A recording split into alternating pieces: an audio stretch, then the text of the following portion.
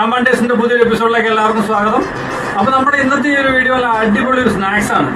Snacks എന്ന് പറഞ്ഞാൽ നമ്മുടെ റമദാൻ ടൈമിലൊക്കെ ചായക്കടകളിലും കഫറ്റീരിയയിലൊക്കെ കിട്ടുന്ന നല്ല അടിപൊളി ഒരു സ്നാക്സ്. ഞാൻ ഒരു വട്ടം കഴിച്ചിട്ടുണ്ട്, നല്ല അടിപൊളി ടേസ്റ്റ് ആണ്. അപ്പം അതിന്റെ പേരെന്ന് പറയുന്നത് കായപ്പോള. അപ്പം അതെങ്ങനെയാണ് നമുക്ക് ഉണ്ടാക്കുന്നത് നമുക്ക് നോക്കാം. നമുക്ക് കായ്പോള ഉണ്ടാക്കാൻ വേണ്ട ഐറ്റംസ് എന്തൊക്കെയാ നോക്കാം. ഒരു വലിയ നേന്ത്രപ്പഴത്തിന്റെ ഒരു ഹാഫാണ് ഞാൻ എടുത്തിരിക്കുന്നത്.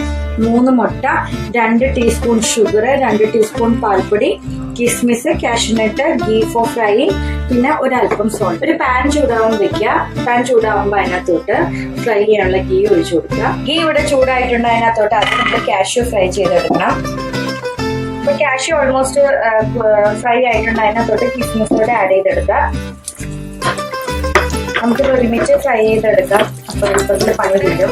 കാഷ്യൂ കിസ്മിസ് എല്ലാം ഫ്രൈ ആയിട്ടുണ്ട്. നമുക്ക് ഒരു ബൗളിലോട്ട് മാറ്റാം. നമുക്ക് നമ്മുടെ ബനാന ഫ്രൈ ചെയ്തെടുക്കാം. ഒരു മിക്സിയുടെ ജാറിലോട്ട് 3 മുട്ട, 2 table spoon sugar, 2 teaspoon milk powder, ഒരു നുള്ള് ഉപ്പ്.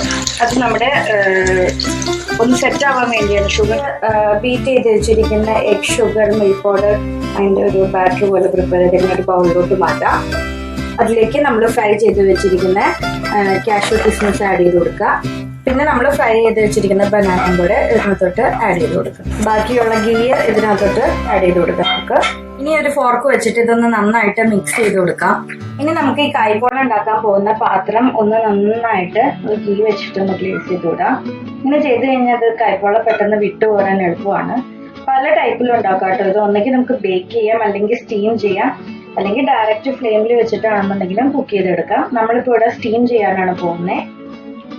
ഇത് നമ്മളുടെ സ്റ്റീമറിനകത്തോട്ട് നമ്മൾ ഇത് ബേക്ക് ചെയ്യാൻ ഉദ്ദേശിക്കുന്ന പാത്രം ഇവിടെ സെറ്റ് ചെയ്തിട്ടുണ്ട്. ഇനി അതിലേക്ക് നമ്മൾ ഈ ബാറ്റർ ഒഴിച്ചു കൊടുക്കാം. നമ്മുടെ ഡ്രൈ ഫ്രൂട്ട്സും പിന്നെ ബനാന എല്ലാം ഒന്ന് ഈവൻ ആയിട്ട് എല്ലാ ഭാഗത്തോട്ടും ഒന്ന് സ്പ്രെഡ് ചെയ്ത് കൊടുക്കുക.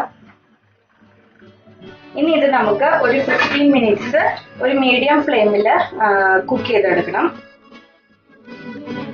ഇപ്പൊ 15 മിനിറ്റ്സ് കഴിഞ്ഞു. നമ്മൾ ഫ്ലെയിം ഓഫ് ചെയ്തു. നമുക്ക് നമ്മുടെ പാത്രത്തിന്റെ അടുത്തൊന്ന് പൊക്കി നോക്കാം. നമ്മുടെ കായ്പോള റെഡി ആയിട്ടുണ്ട്.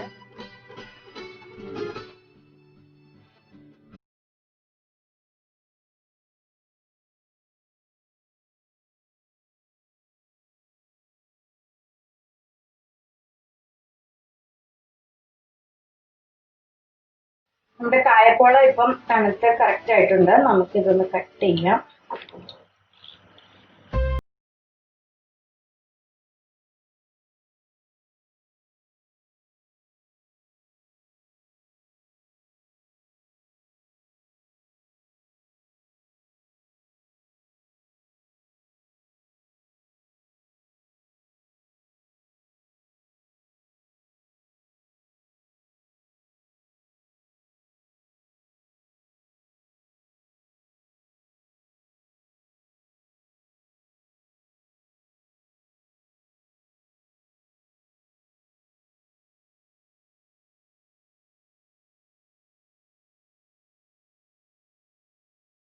Thank you.